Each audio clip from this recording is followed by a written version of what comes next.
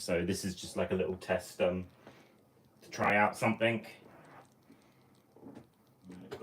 And I'm going to. So this live stream, I'm going to play a bit of Test Drive Unlimited 1 and then compare it with the PlayStation 2 version because they're both sort of different games. So you'll be able to enjoy myself driving around in the game. Just gonna put a video stream up on my computer so I can see if the reception will work properly. So just wait ahead for a bit and then I'll start playing and rise up the iPad a bit.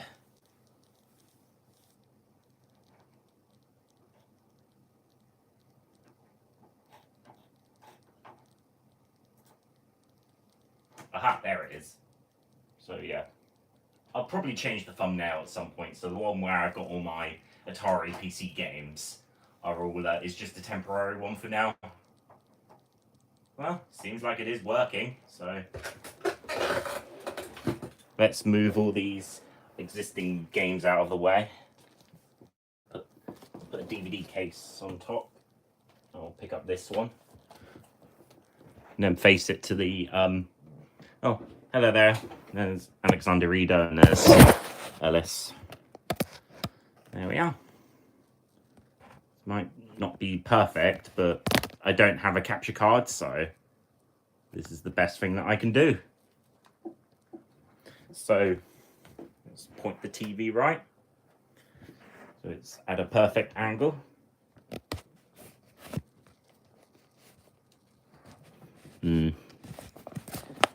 This is a bit harder than I thought.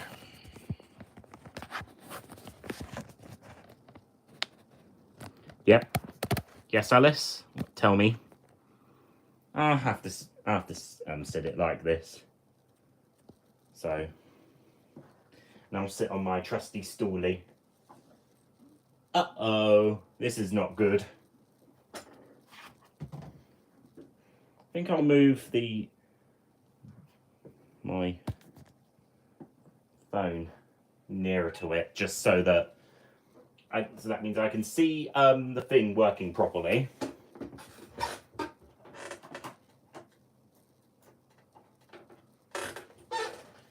Right.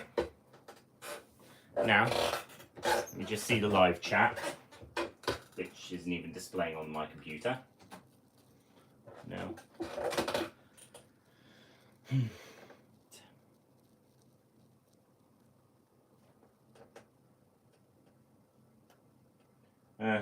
Okay then. So, let's start.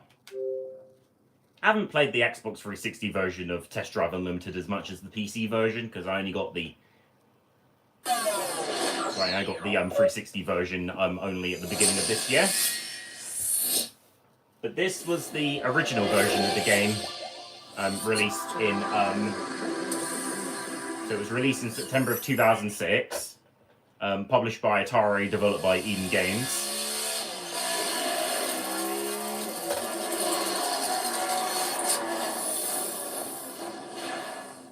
And then this version was later ported to Windows, which is the version I've played of the most.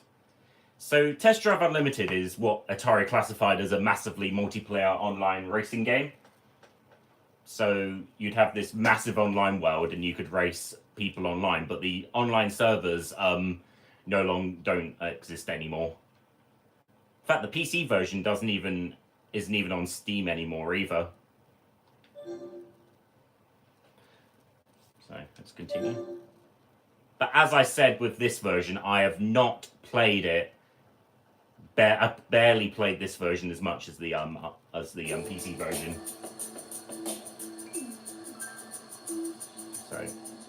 So normally when you begin the game, you have to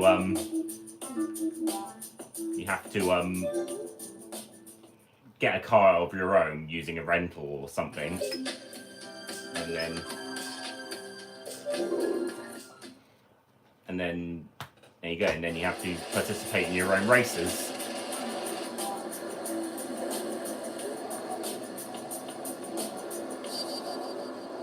being honest, the game still looks pretty good to this day. But since I'm more used to using a keyboard than a mouse, then there you go.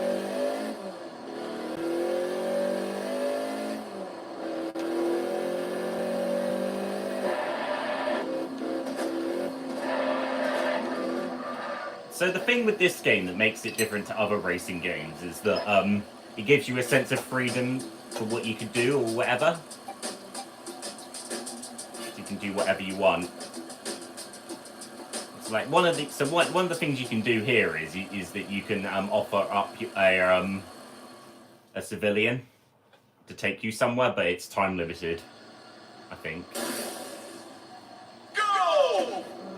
So you got to make sure to check the little map and make sure that you don't mess up. At the next intersection, turn right. And then, of course, your GPS will help you.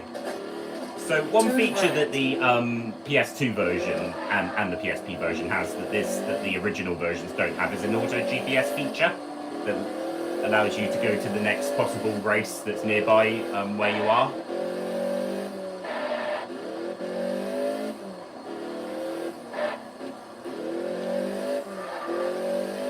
Oops. You were driving in the wrong direction. Don't worry, I can ride on the thing. So like other missions include one where you have to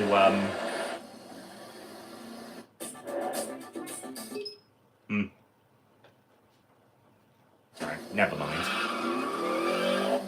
So like one kind of mission that you can participate in is one where you have to drive a car and make sure you don't damage it, because if you damage it too much, you won't get as much money. Oh, Kyle Cameron has arrived on the stream. So this video, or well, stream, is where I compare the Xbox 360 version of Test Drive Unlimited compared to the PS2 version, which came out a little while later.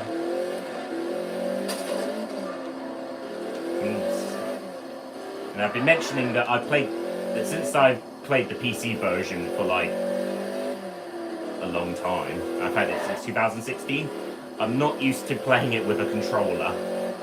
I wonder if the PC version is compatible with a 360 controller. Who knows?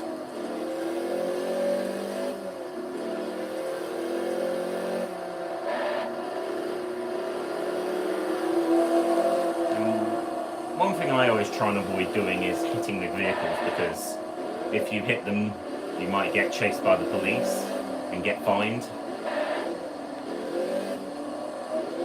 Whoa. That was close. And here I'm just driving around, enjoying what I like doing.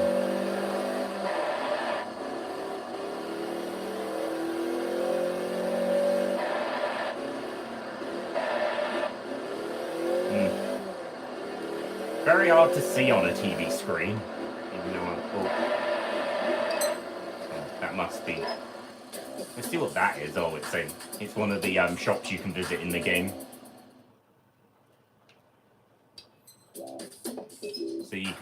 So this is like one of the clothing shops.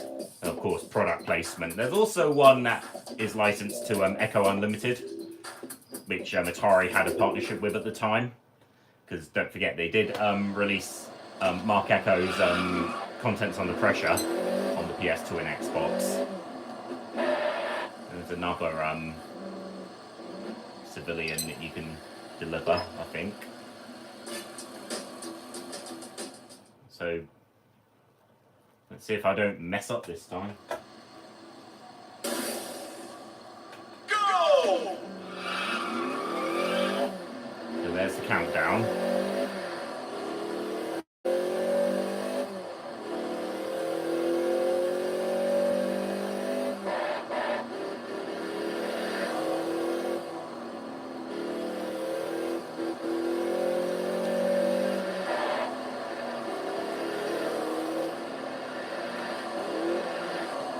What am I supposed to be doing again?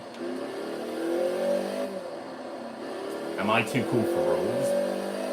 Or something?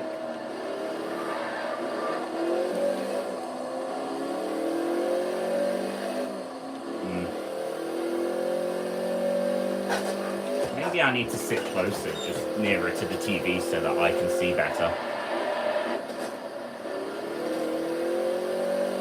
Ah, that's better.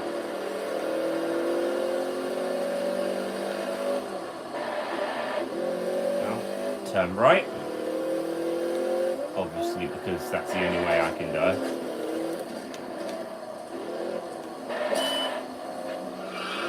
Well, this is what happens if you mess up too much.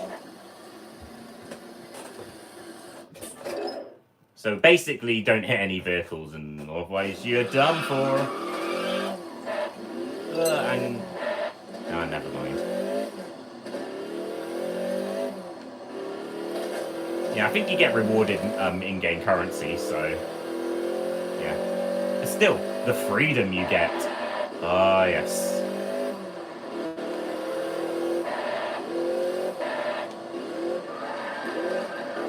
But compare it to, like, let's say, Midtown Madness on from 1999, where you could basically do anything you want, and hitting the police gave you no consequence. You could destroy them.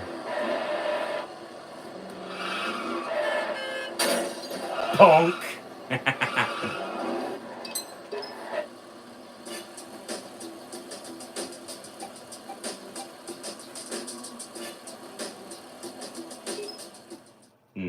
Let's see that's what I do with this person. It's the same kind of Turn left. yes, the same kind of mission. Don't hit vehicles. At the next intersection, turn left. Turn left. Oh, I recognise this area from because, as I said, I have played the PC version as well, which is the same game as this.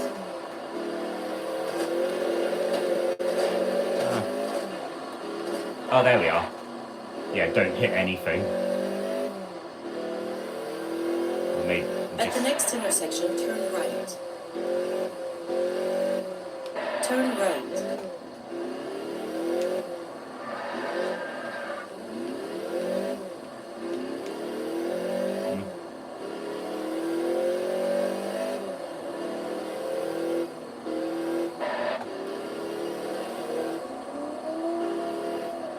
At the next intersection, turn right.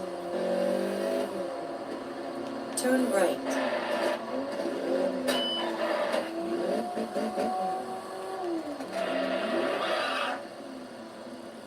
I couldn't even move properly. Never mind. Ran out of time.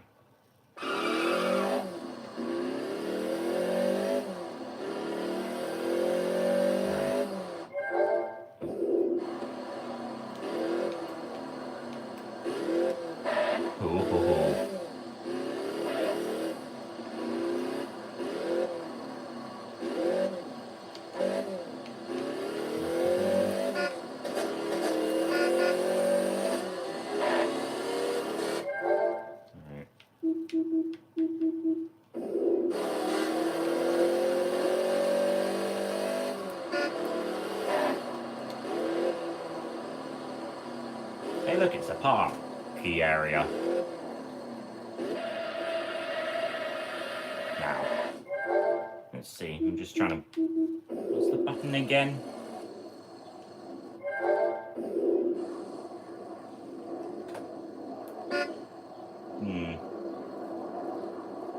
Well, at least I've got the manual for handy for safekeeping.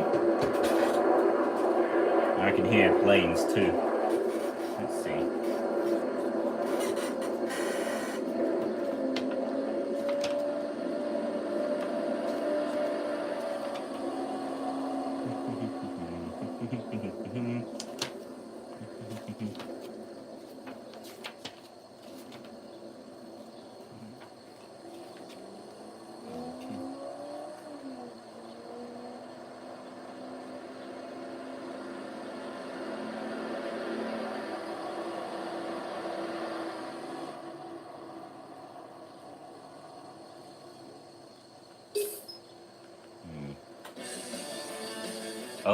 better stop all this copyright.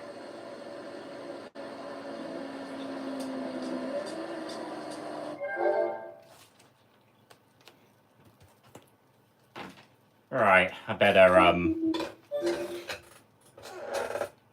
go straight to the audio and mute the music straight away. There's no way I'll be able to.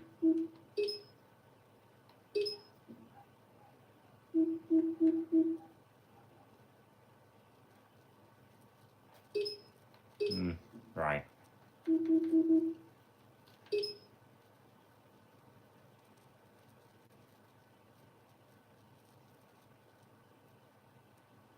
There we are.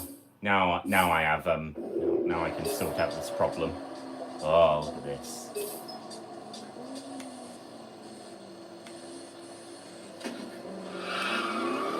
Now time to continue driving.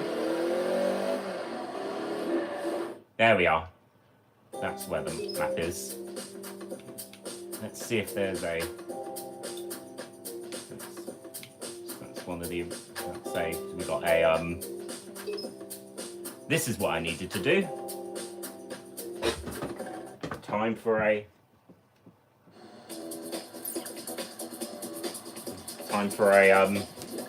F-grade race for the weakest cars. So this is a timed race. Hang on a sec, I'll be right back. Just let's see how my dinner is.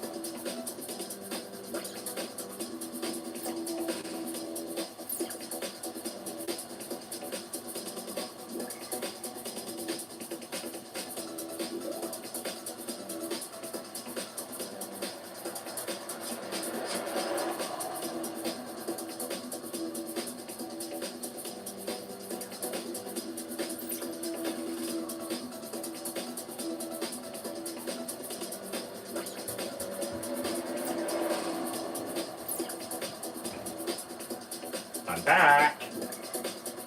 Now let's continue on playing this. Playing the race event.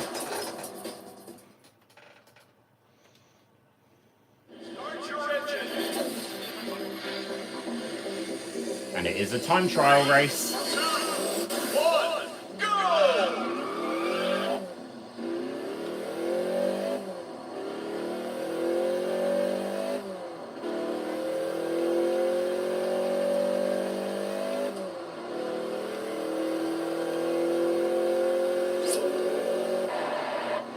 Turn left.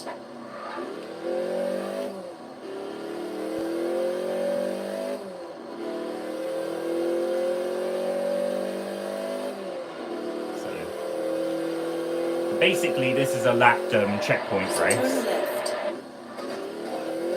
But you don't see the checkpoints. They're only marked on the little lap.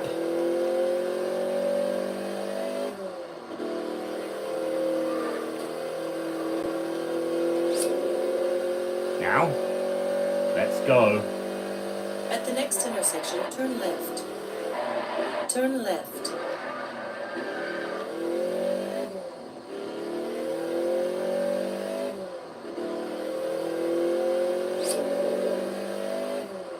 And here we go again. Whoa. I'm slipping. Turn left.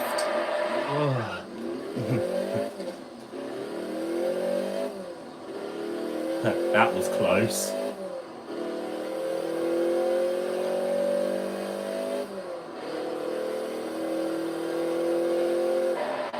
Turn left.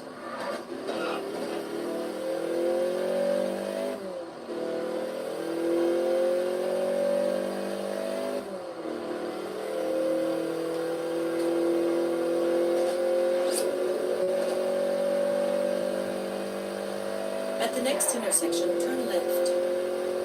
Turn left.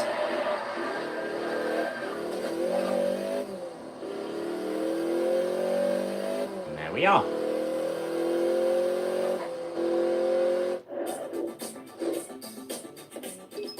But since this is an easy race, it's easy to get in-game currency.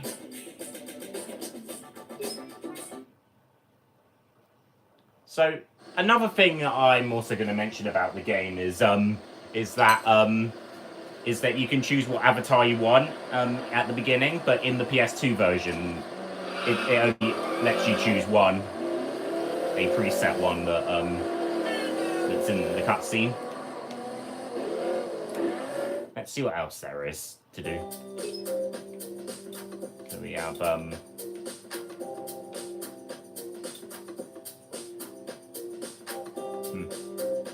That's one of the missions I think I was talking about where you have to try and deliver a car.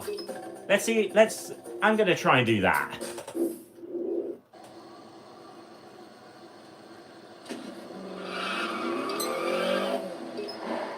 There we are.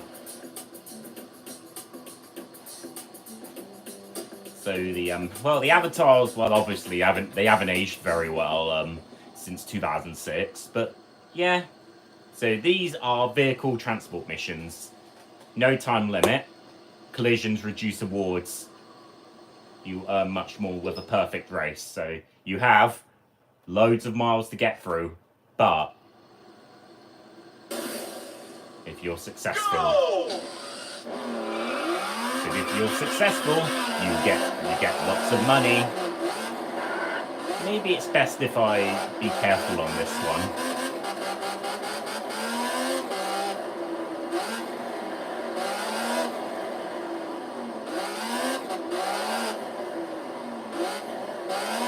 Turn right.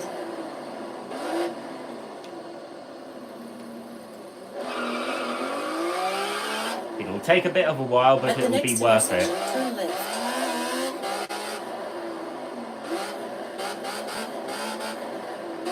Turn left. Yikes. Phew. That was close.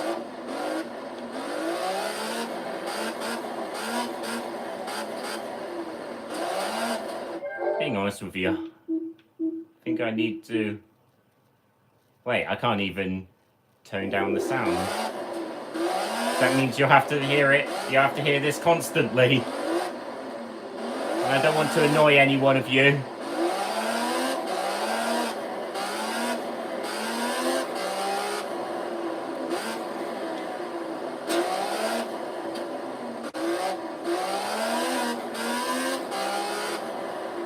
$7 miles. So there's still a long way to go because in this game, if you're driving 7 miles, you actually really are driving 7 miles in the game.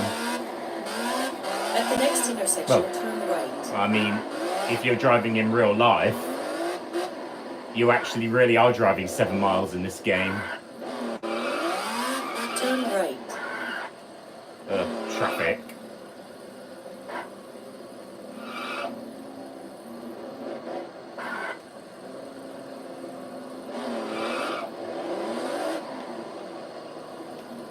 At the next intersection, turn left. Turn left. Well, let's wait for the fire truck or whatever that is to go first.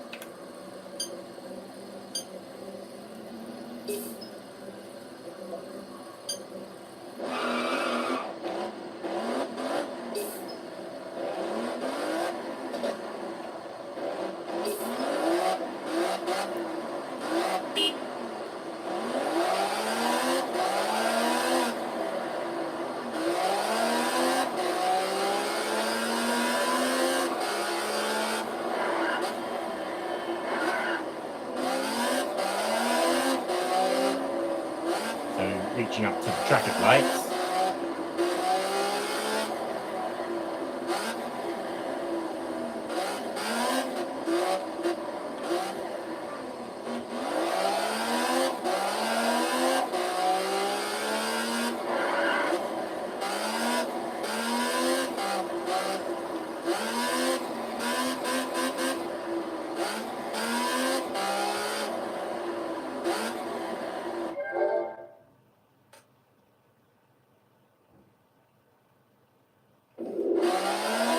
Ugh.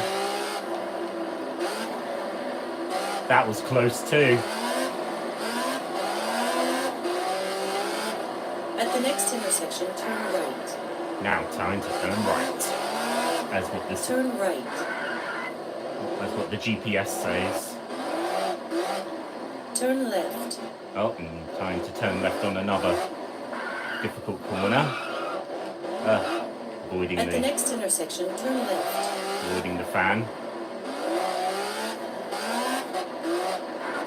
Turn left. If you can see, there's actually a sign with the Echo Unlimited logo on it. So as I said, this is a you can find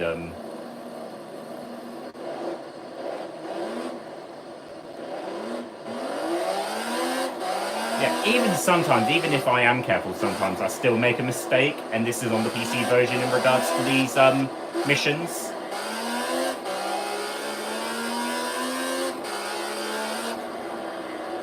I make a mistake, like, let's say, I accidentally go the wrong way and then I hit something and then my reward gets reduced because I accidentally let the vehicle collide with something.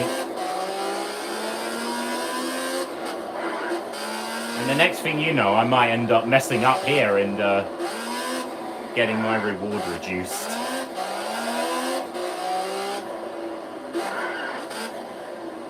There's more traffic now, so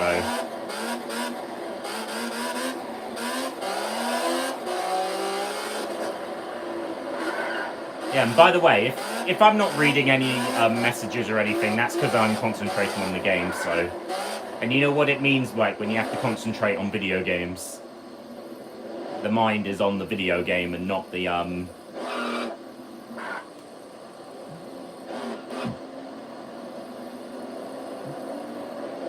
Uh-oh.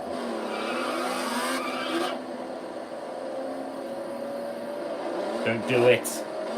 Oh, it's just a shadow.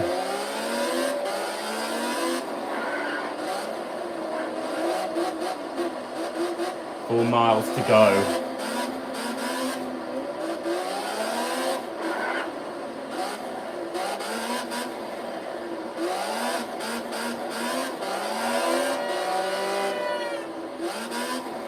Beep, beep! There you go. Oh, looks like I have to turn, right soon. At the next intersection, turn right. Turn right. I'll wait until the other vehicles are done first.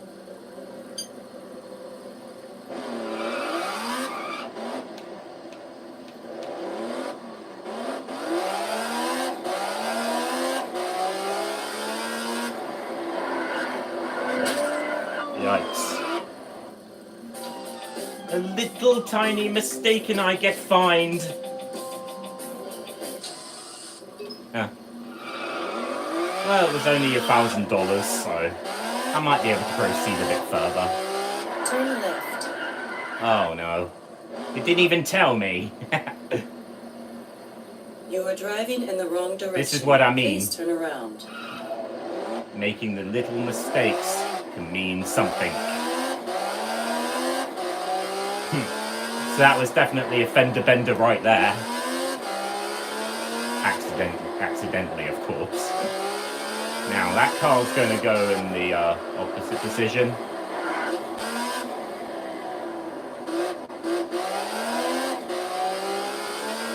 And it just had to be a police car. That was close too. I don't think, as I said, I don't think I've ever proceeded in any of these exact missions without causing a little mistake. Like that, so it does explain something at times. Oh.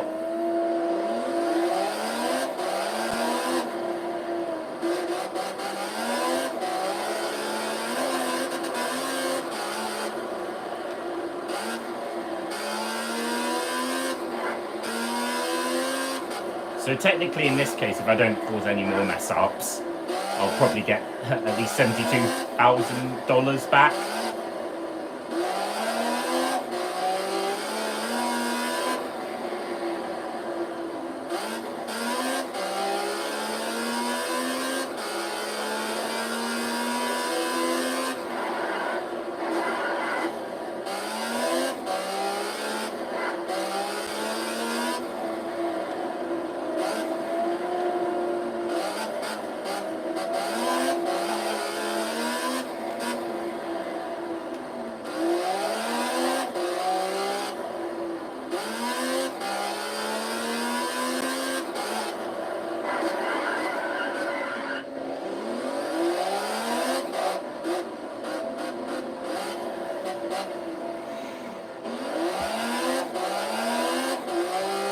Gotta avoid touching that police car, or otherwise busted again.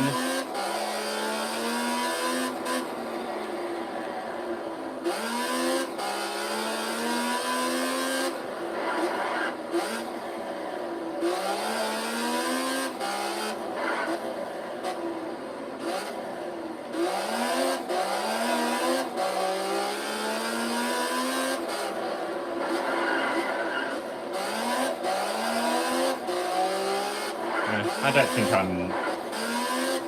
I'm near the location now, so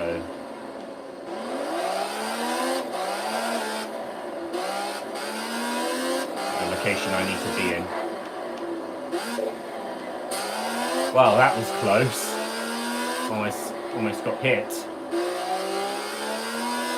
Ah, there we are.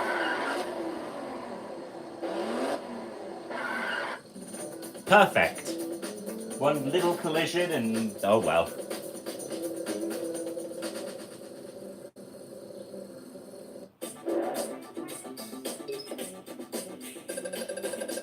Perfect. The Ferrari has been delivered.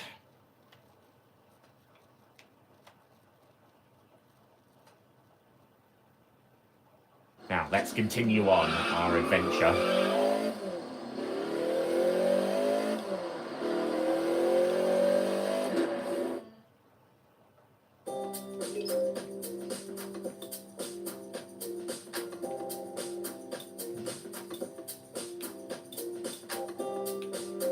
There's a few there. Another rookie event. I haven't accessed that area yet. Oh. So there's a few. So you've got to access the areas first before you can proceed in some of these events.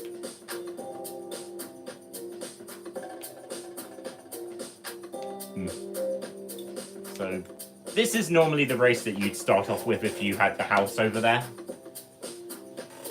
But still, I think that's it for the 360 version of Unlimited now. So let's finish it off and let's take out the disc. Take out the disc, 360. I know your disk drive gets stuck, but sometimes I need you out so that I can play, so I can put in something. So there we are, that's the 360 version of Unlimited, which is of course a good game. Now, here comes the PlayStation 2 version. So let's unplug that, get my PS2 controller out, get my memory card out.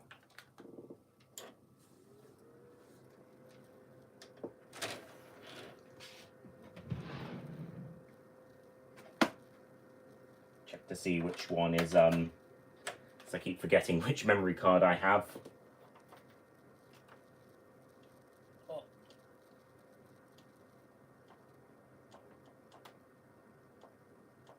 Oh, come on.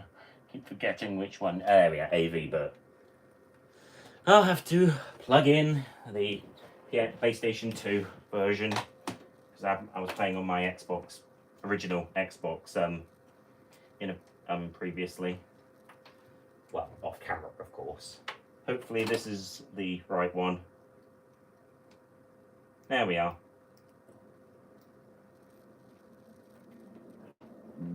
Now,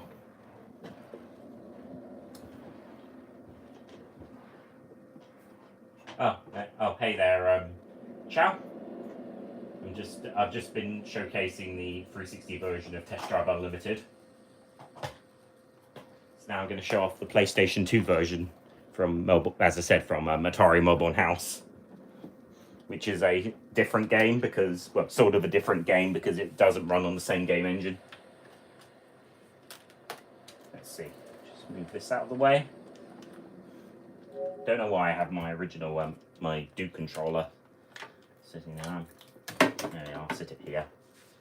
I'll sit my 360 controller here.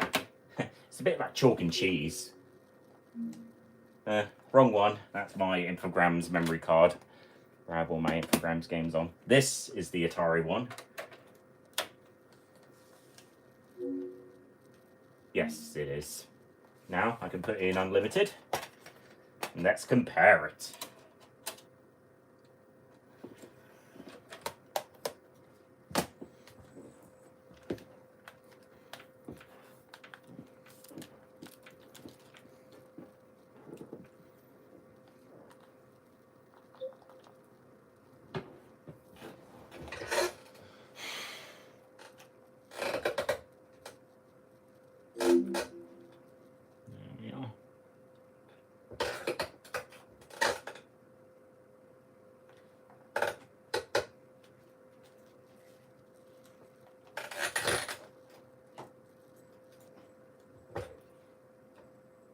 There it is.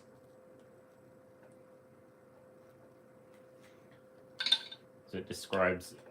So unlike the 360 version, the PS2 version can allow you to select 50 Hz or 60 Hz. So there's a 60 Hz test mode, but it makes the game look all blurry on the TV for some reason.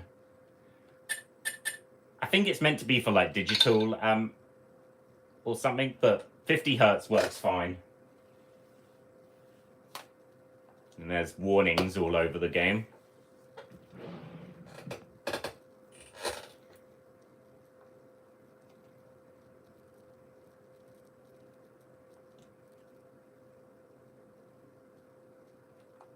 Might not be realistic. Always obey local traffic laws.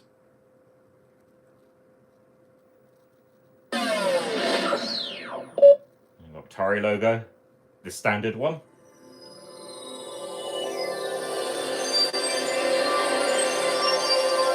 Melbourne House. So yeah, this is one of the PS2 games that does support widescreen. And we have the same intro as the 360 version.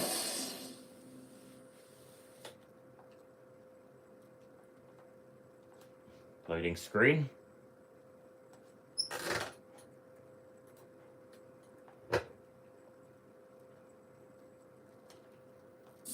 And then here's the menu, which looks completely different from the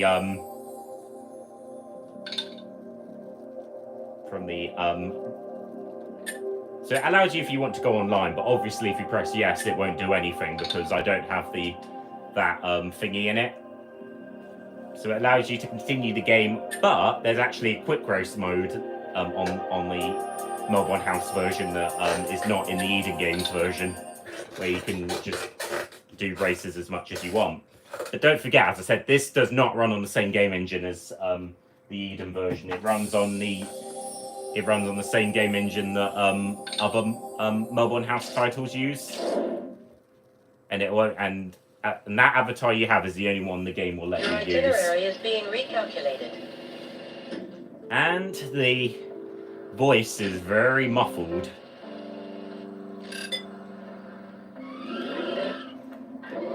And playing it, it definitely looks like a completely different game.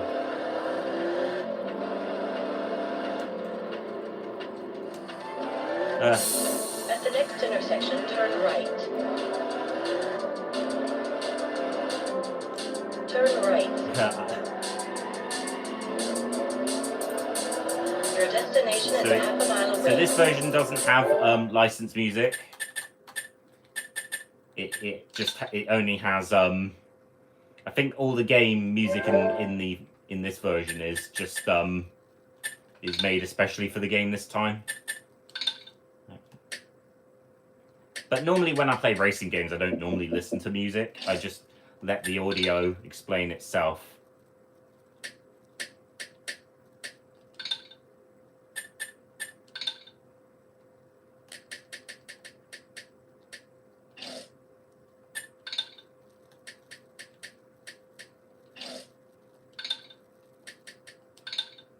There we are, a bit quieter now.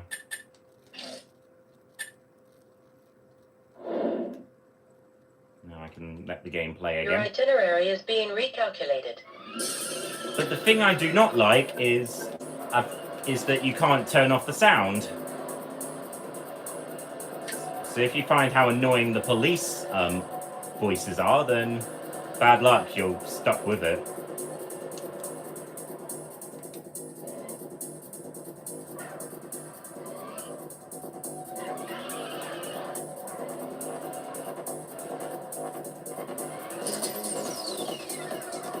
It's kind of funny because, as I said, the PS2 version was re-rated 12+. Well, here we are. Let's look at this. It's a race. So there's no dollars in this version. It's just in-game currency, they call it. So, and they allow you to change the difficulty this time. So if you wanted to play hard, you'd get more in-game currency, but let's be simple and play it on easy. So at least it's kind of fair.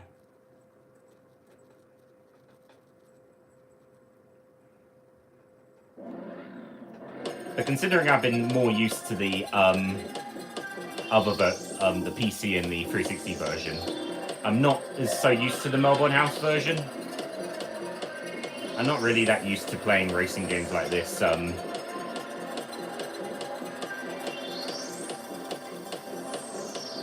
right. There we are.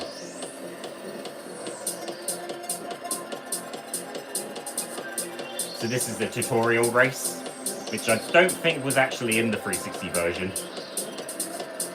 At the next intersection, turn right. Turn right. And here we are. Very bad drifting.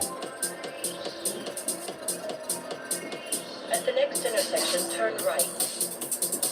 Turn right.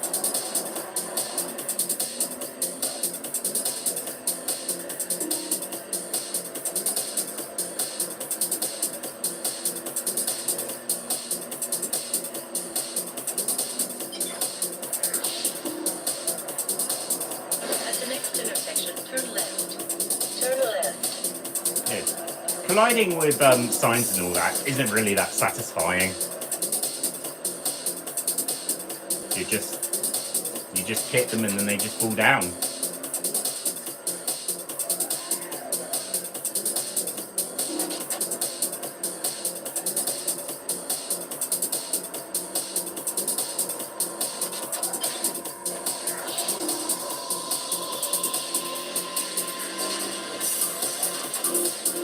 There's the techno music playing in the background.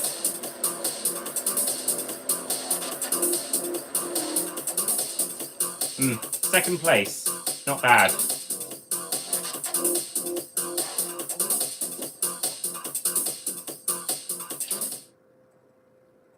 I got some credits at least. Your itinerary is being recalculated.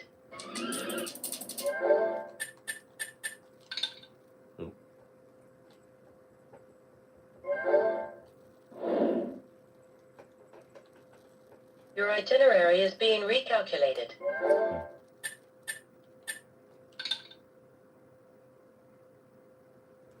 So this is one of the features that doesn't appear in the other versions. Auto GPS. So the GPS can track down the nearest possible race. The red circles are.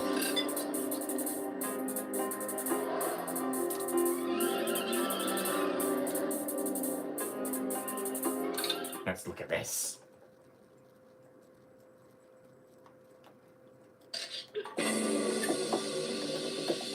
So this is another race, patchwork quilt. So at least I like the fact that they have different kinds of difficulty. And another thing they did have in this version that was also added in this version was you sometimes might see employees who worked at Melbourne House at some point, and most of the vehicles that were available as DLC in the Eden Games version are automatically playable here. So at least that's one good thing.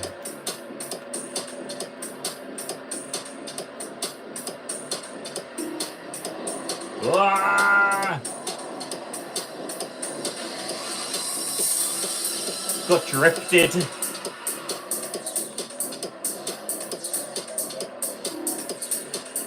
At the next intersection, turn right. Turn right. I hate drifting. You are driving in the wrong direction. Please turn around. And and the thing is that it doesn't automatically, let's say, reverse when you have to, unlike in the other versions. So you're stuck. So you're basically stuck there until you press the square button again. I can imagine what this would be like in the PSP version of the game. Turn left. But probably not good.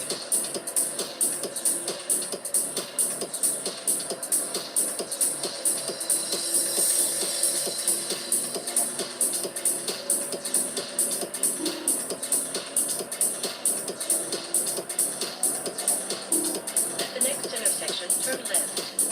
Turn left. Wah! I got hit by the CPU.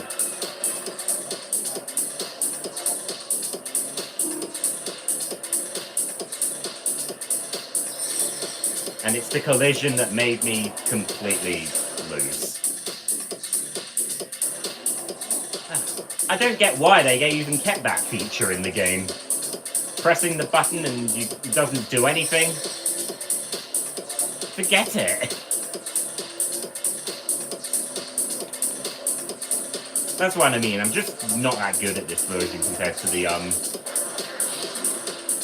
drifting. At the next intersection, turn left. Turn left.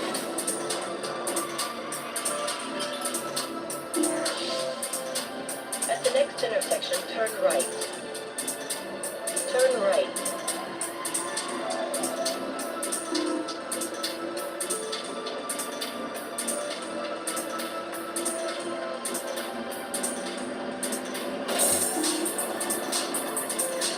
Wah!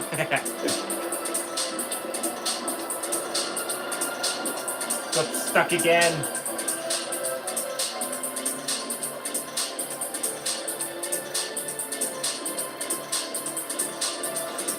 At the next intersection, turn left. Turn left. As I said before, why am I not good at this? Please don't do that to me. This is what I mean. I really do not like it when the red lights go on and you can't even do anything. Never mind. I'll do this race another day. I really do not like this version of the game. And there I am, back to where I was. Completely stuck.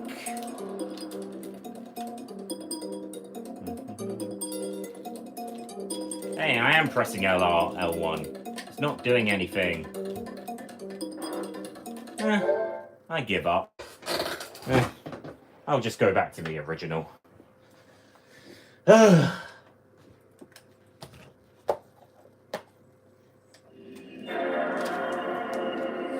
that's the reason why I just don't like downgraded versions of certain games, because, as I said, this version does not run on the same game engine as this one. It just feels too different, and I don't like it. There we are, I'm done. What else is there that I need to say about? Oh, yes.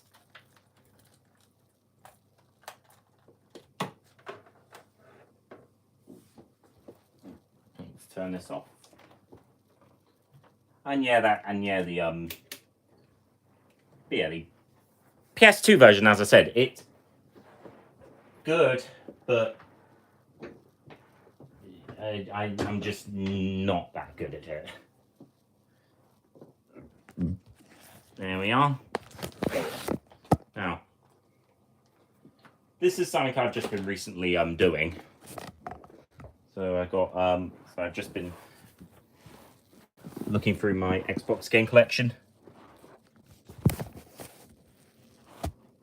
So, I've just been looking at. So, although, because Dungeons and Dragons Heroes, which I don't have, was the first Atari branded title on the original Xbox, but the first one I have at the moment is Magic the Gathering Battlegrounds, released in 2003.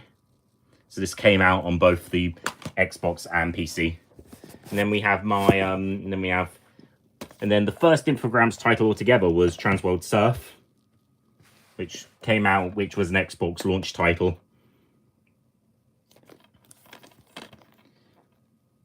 From Angel Studios. And it also advertises on the back a early screenshot of an early version of Transworld Snowboarding from Horsemark. But of course, that was not the game. What the game actually looked like. What it actually looked like, if I can get it out, was it actually looked was that it had the same logo, but the cover actually looked like this. It had the newer 2002 Atari logo on it. There you are. And then on the back, and then the advert for this one has an ad for Furious Karting. Another title. It's raining outside. I need to put these back on where they belong very soon. Back on my shelf.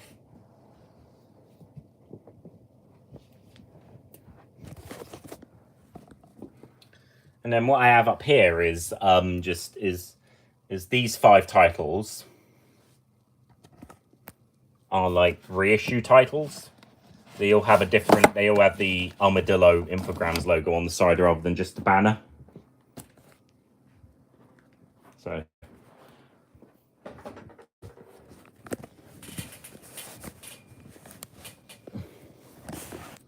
hey, look at this. Whee!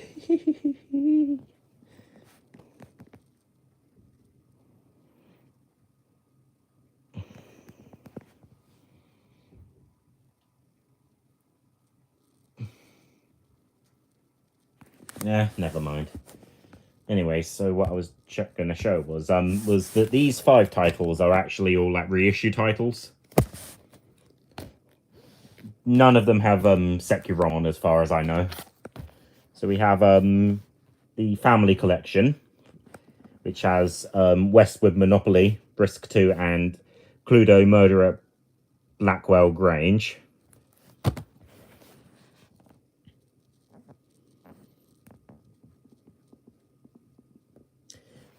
Risk 2 has Risk 2 has Safe Disc, I think, because it was a Microprose title. Although there's no Microprose title logo on the packaging. And the copyright date's 2001. Then here are the discs are, well, of course there's no manual because all of them are PDFs on the discs. But of course you got so what you got was Cluedo Murder at Blackwell Grange.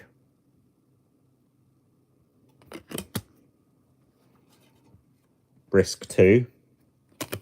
There are actually many re-releases of Risk 2 on PC. The original Risk doesn't even work on modern Windows. And of course Westwood Monopoly, which actually does work on Windows 10.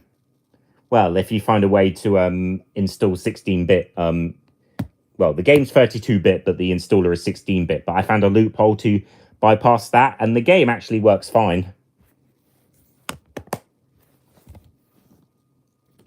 And we have Action Man, Totally Action Man, which has two of the Hasbro Action Man titles.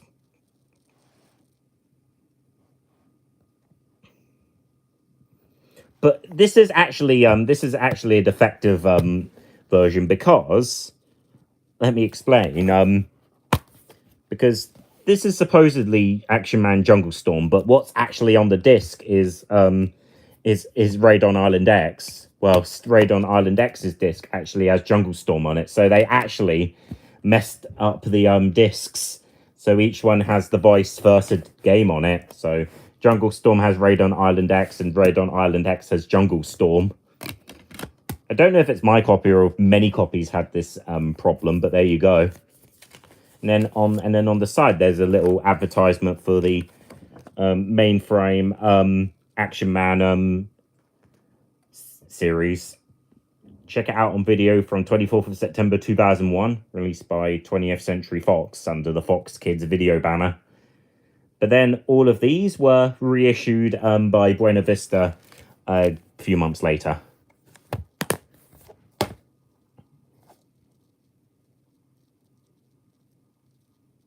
They're both developed by Intelligent Games, funnily enough.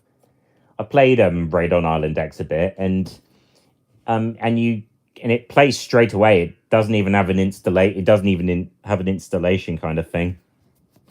I have no idea.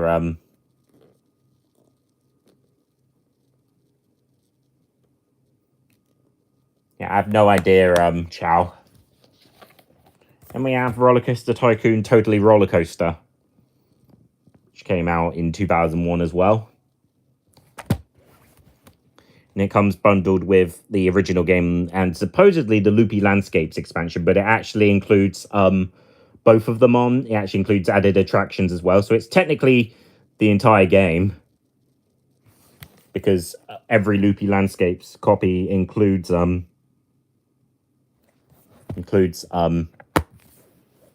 the other one. So there we are. So let's see this. So here's Roller Coaster Tycoon, and it says on the back side, it says C info 134-CD1 on Roller Coaster Tycoon. Well, on this version at least, because it is a and then in tiny text, IPPILL21.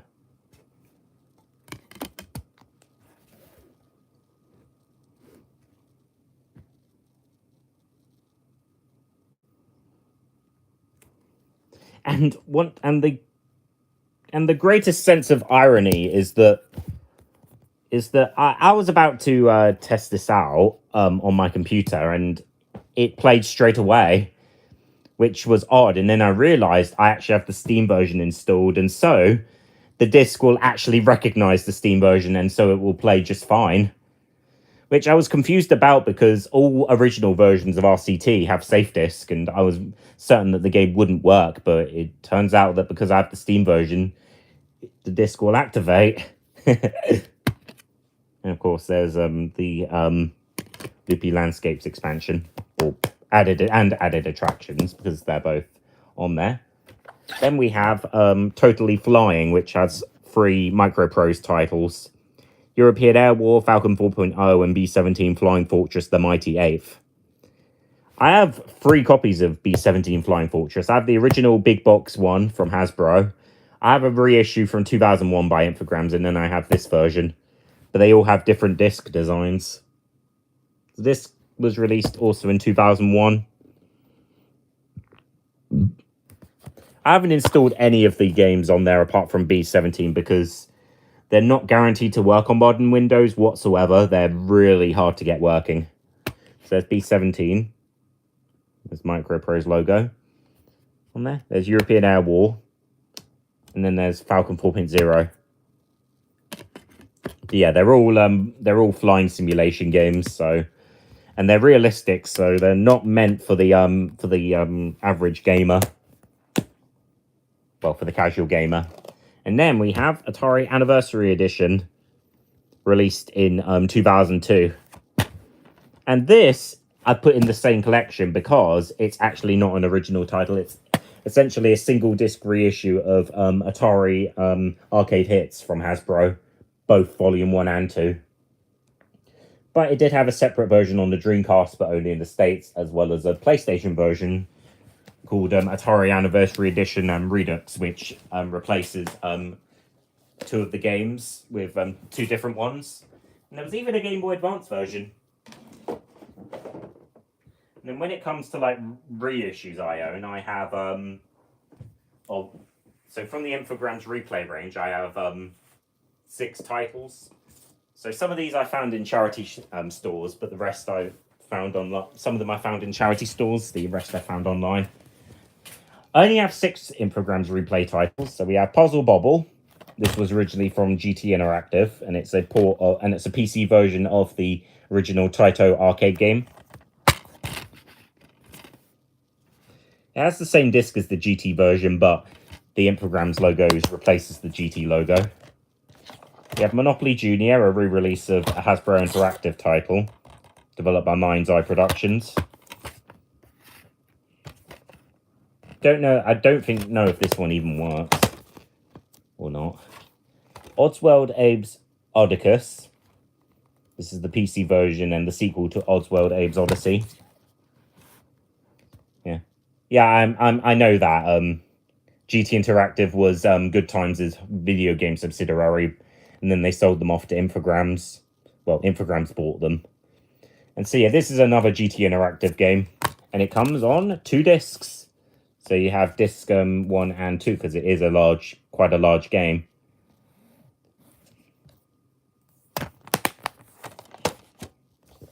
Next we have Unreal, the original Unreal, also from GT Interactive.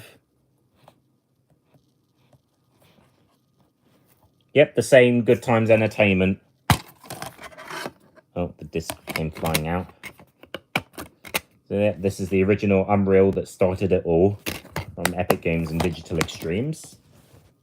Then we have Bugs Bunny Lost in Time on PC, which I did try and get working, but I actually struggled, and in the end I gave up and bought the PS1 version instead.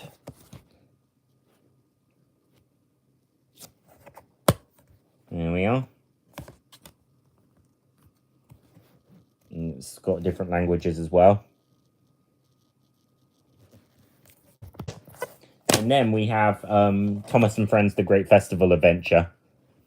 This is actually the version of the game I had when I was a young boy, but, well, not the same version, but it's not the disc I had when I was a childhood, but it is the exact same release. So, and this was originally a Hasbro title as well, and developed by Mind's Eye. And then here is the disc. And I did install the game, and it runs terribly on Windows 10. It's incredibly slow, even on compatibility mode.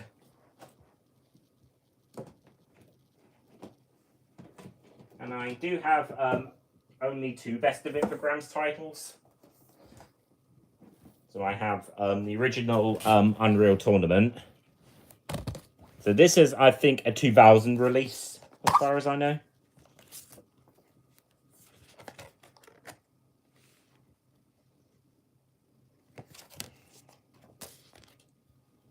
And then, of course, it comes with the game and the so it comes with the extras and the game itself. And then the other one I have is Alone in the Dark, The New Nightmare from 2003. But the game was originally made in 2001. So this is the PC version of the Dreamcast version, and ported by Spiral House. And it comes on 3 discs. Yeah, disc 1, 3. There's disc 2. And then there's disc 1. But the PC version is very hard to run on Windows 10, so I've not installed it. And I already have the original copy of the game anyway, so I just keep it for safekeeping, basically. And then here are some titles which I do have, but I don't think they even had original releases in the UK. So we have Sinbad Legend of the Seven Seas. And the reason I say this is because I've only seen in the UK these versions, Best of Atari versions. So this came out in 2003. There's Michael Bonner.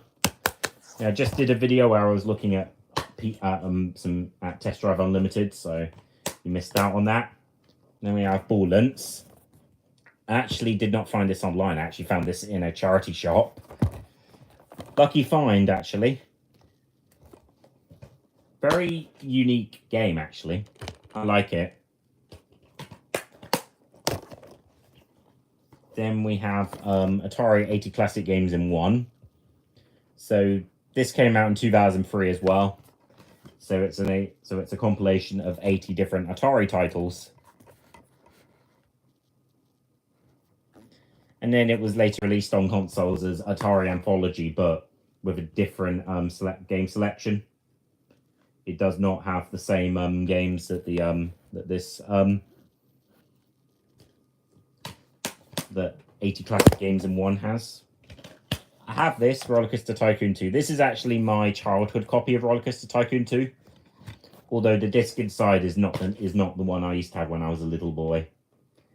Mine is the original version because the one that I had with Atari logos on it doesn't work anymore. And then I have Neverwinter Nights Kingmaker, which has 3 of the modules that used to be available on BioWare's website for the original Neverwinter Nights. So this is good because considering BioWare's website changed since then, this is good to get those 3 modules if you wanted to get the original version of the game. But all of the modules, even the ones that weren't released physically, are all on the collector's edition re-release, remake that's on console as well. Go on then, Michael Bonner, tell me.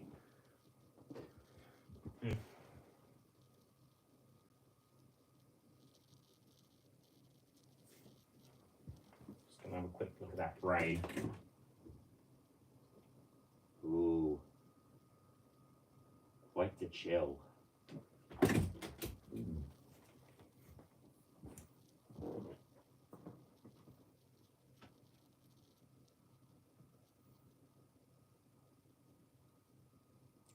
Yep, I'm aware of that. I do check the wiki after all. I am aware of what's going on the wiki. So, yep, there is a new float. And then, so like some other games I do. So like here are some other games I have in my collection. Like these is like other. So here are my other Xbox 360 games that I have. So we have Stuntman Ignition, which is the sequel to the original Stuntman. This was released in 2007, developed by Paradigm Entertainment, published by THQ. So basically, Atari sold the rights to Stuntman to THQ with Paradigm, because Paradigm were developing it. And the game didn't sell that well, and Paradigm closed down a year later by THQ, along with a bunch of other developers. Then we have Pure from BlackRock Studio, aka Climax Brighton, and published by Disney Interactive Studios. So this was one of Disney's original titles. Ones where they didn't need the Disney, where that had nothing to do with Disney, but Disney published. Mini Ninjas from Eidos Interactive and IO Interactive. I think this franchise is now owned by the Embracer Group because they acquired most of the Eidos assets. Oh. Let's see if that's a... Hang on a sec, I'll be right back.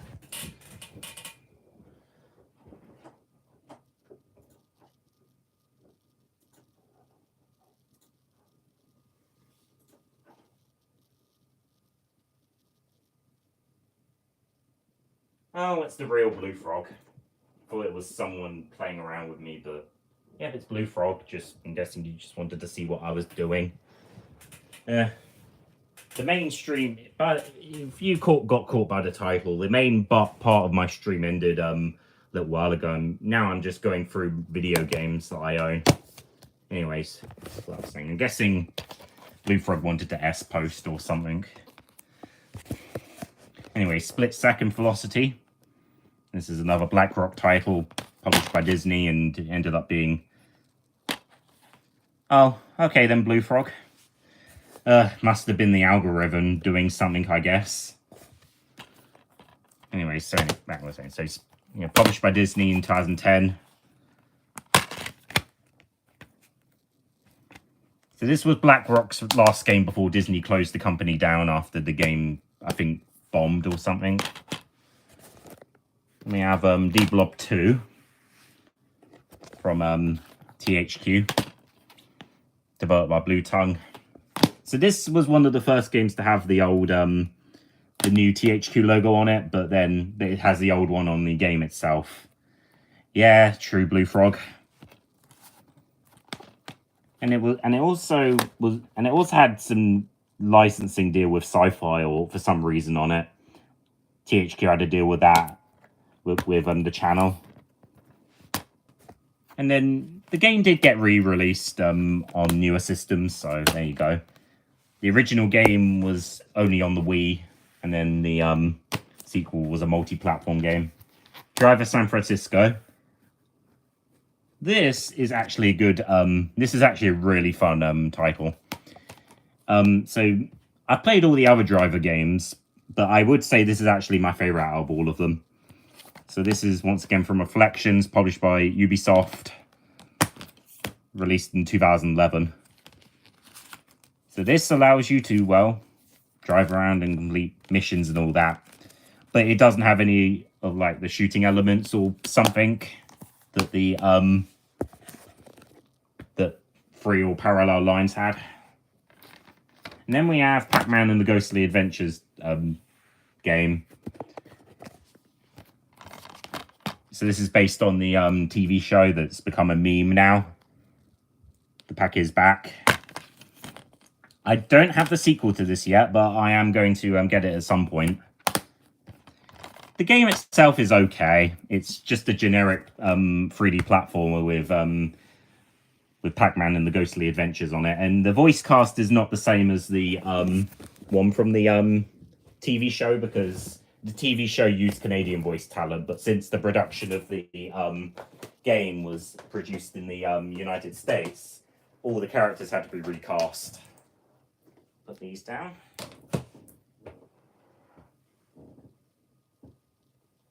Just seeing what else I need to look for. I've got.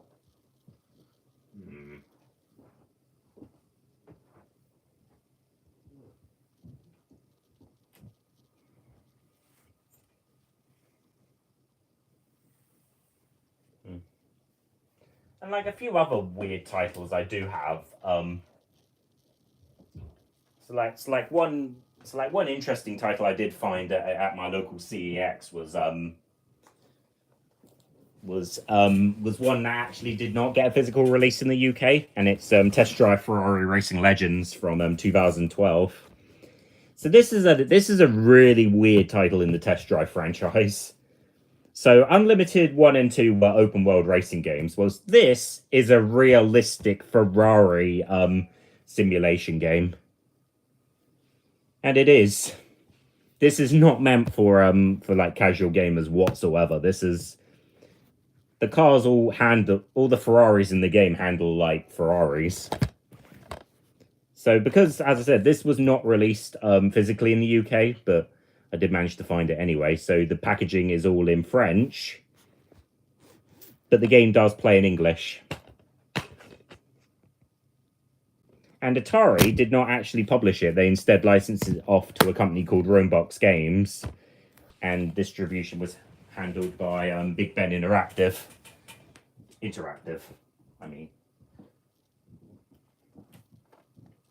But yeah, it's not one of the best game entries in the series. It easily had a bit of rushed feeling to it. It's from Slightly Mad Studios, who later went on to make Project Cars and that Fast and Furious title that I heard was pretty bad. But I would say in my PC side of things. So what I have at the moment for my Atari Pc Games is I have them all lined up in their release date order.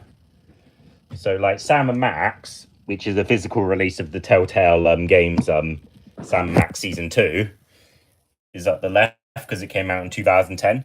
Then we have Witcher Platinum Edition, which is the physical release of the game, that if you wanted to get it, get that version, because the original version has Tage's DRM on it, so that means it wouldn't be you wouldn't be able to play it otherwise. But I do have a few other what I don't like is, although most of them use Securom, some of them have Tages on them, which means I don't trust Tages DRM because, well, let's just say, it installs its own driver and just don't trust anything like that. The one that stands out is GT Legends, released in 2005 from Simbin. So this is not technically an Atari published title. They only distributed it in the UK. But this has a DRM called Starforce on it, which means trouble, because it destroys Windows 10 if you're not careful. So I just have this as a collectible. It was 50p at my local CEX, so well, Securom, as far as I know, does not do that. I think you meant Starforce, because I know Starforce and Tages install the drivers. Install their own drivers. Well, what I do find funny is Windows 10. Microsoft claimed that they were going to get rid of Securom, but they actually didn't. It still works fine. All my Securom games work fine. It's just Safe Disk that doesn't work properly unless you find a loophole to that. Tages, as I said, since I don't trust it, I don't know, and Starforce definitely not. There's still a lot of PC games, even good ones, that have it on. Yeah, even the Dreamcast Collection compilation on the PC version has Starforce on the disc as well. But since it was released later on and it's a newer version, I think it would work on Windows 10 because it came out in 2011. So I think with the earlier versions of Starforce that were made for Windows XP, they're not they're going to destroy your Windows 7 or 10 installations if you're not careful. But if you used but the newer versions, as far as I know, are fine. But I still do not trust shady DRMs like that.